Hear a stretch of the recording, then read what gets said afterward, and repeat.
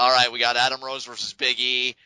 So, we see the New Day back on TV this week, and they do kind of go back and forth until two masked rosebuds hit the ring, and they just really take out Big E and the rest of the New Day. So I guess that is going to be Big E for the win via disqualification.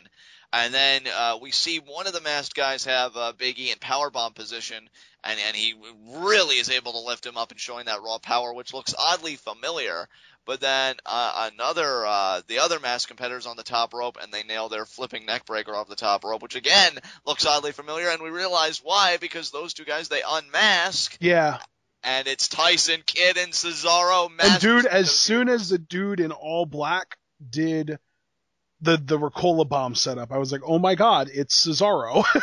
Yeah, exactly, and I got that vibe too. And yeah, Masters of the WWE Universe have struck. I love it. I'm telling you, if they ever really get a serious push, I think they'll overtake the Vaudevillains as just like my all-around favorite tag team, because, I mean, I love Cesaro. See, and you know what? Here's my thing. Say what you will about how freaking... I want to say terrible, but that wouldn't do it justice. So come up with your own word that means way even worse than terrible. And that's how I would describe JBL on commentary during the Ascension match. But say what you will about that. Booker T did a great job of at least trying to save it, because he came right out and said, man, I'd love to see what the Usos could do to these boys. Yeah. And because that's great. That is great. And now, just because of between thinking about that and seeing this, I want the Ascension versus the Masters of the WWE Universe. Definitely. I want to see what Cesaro can do with these guys. I want to see what Tyson can do. So yeah, that'd be an excellent tag team matchup. Hell, dangle contendership over them. For it. Winners get a crack at the Usos. That makes way more sense than anything the WWE is going to do with them. Yeah, probably right. So yeah, up next is John Cena Appreciation Night. Stephanie and Triple H come out. Stephanie says she's honored to celebrate John Cena Appreciation Night. She says Cena knows what's best for business, reinstating the authority. Stephanie then invites Cena down. Of course, he has to come down because it is mandatory. And her and Triple H are just applauding. Triple H shows footage of Cena reinstating the authority last week. Just pour all that salt in that wound. And I love Triple H here because he does a lot of talking to John and says, both of them were incredible in this segment. Yeah, they were. Both Triple H and Stephanie. Stephanie had the line of the night, which we will get to. Yeah, absolutely. I'll let you cover that just in case I go over it. But Triple H was saying, you're right. I really didn't see much in you at first. I kind of counted you out. I mean, hell, when I stood toe-to-toe with you in the ring and then I go to the back, Shawn Michaels walked up to me and he's like, hey, how is he? And I'm like, dude, he sucks. That was great. And John Cena just got this face like, oh, man, I just want to go back to my waterfall swimming pool.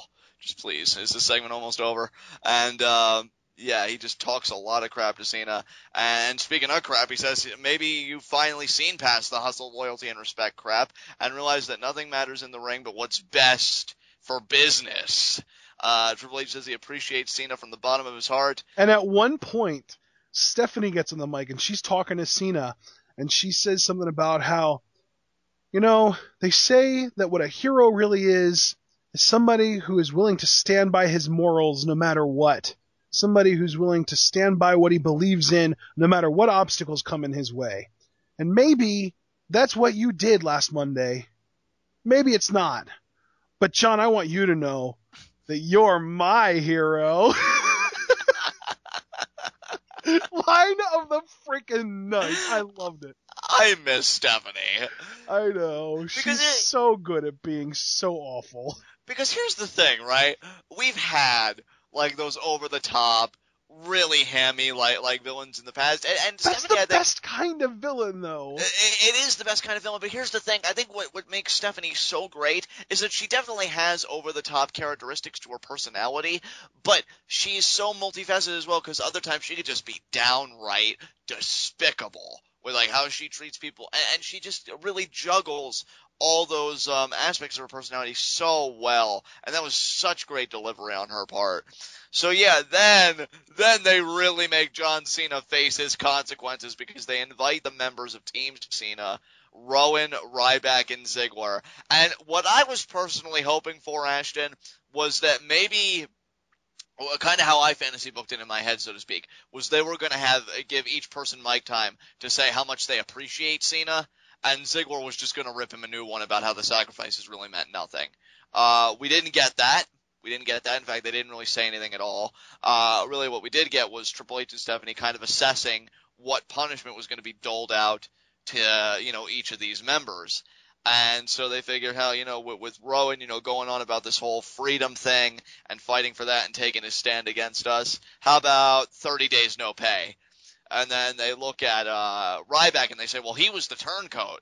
We thought we had him in our pocket, and yet he ended up turning on us. So I guess, for that crime, that should be 60 days no pay. And then they're really mulling over what to do with Dolph because they say, hey, you were the one, you were the one with some help from the Pain and Goof Sting to put the final nail in the Authority's coffin. So what should we do for you, Dolph? What do you think? And then you can hear Dolph mouth 90 days. and then they're like, well, it's a bold suggestion. We like it. Well, I'll tell you what, we're going to take this in our private chambers and we're going to discuss what we're going to do, and you all just wait right there. And this is such a classic heel maneuver. This is a throwback to the Office Space movie where the one guy, it turns out that they had fired him years ago, but there was an error in the payment system where he was still receiving checks even though he was technically no longer employed by them. And they were talking about how we simply fixed the error. And they were talking about how they tried to avoid confrontation as much as possible and that he would figure it out eventually. Well, Triple H and Stephanie did everything in their power to avoid confrontation here because they broke the most devastating news to these guys after they had left the ring and walked all the way up to the top of the ramp. Yep. And here I'm thinking as well, maybe Team Cena is going to do something to John Cena, particularly, again, Ziggler, who I'm going to be really interested to see how his story dude, I was plays waiting for some kind of, something big I was thinking that there was going to be, this big band of super heels that would pull a nexus and surround the ring and beat the ever-loving crap out of the 4 guys that were in the ring. Or maybe even just target the 3 that weren't Cena and just kind of let Cena there to try and defend them. And Yeah. I was thinking it would be like Cesaro and Barrett and Kidd and Kane and Rollins and just this big and Harper and Big Show and just this huge group of all heels. And then they just fired them. And I feel like what I was thinking would happen would have actually been a more significant punishment because nobody actually takes firings in the WWE seriously anymore. Yeah, I certainly don't, and I gotta be honest, I wasn't wholly disappointed with this. There were a lot of aspects that I enjoyed, obviously, but that payoff, I'm just kind of I would have really wanted to see Ziggler kind of speak from the heart, but in a heelish way, or Team Cena doing something, or just something other than what we got, I'll put it that way. But, with all that said, I laughed my ass off at the outro track. It was amazing. They were playing celebration music. They had the confetti come down. They unleashed the balloons. And the final shot of Raw, other than Triple H and Stephanie making out at the top of the ramp, was John Cena's sad face. And it was perfect. And I've never wanted to taste tears more in my life.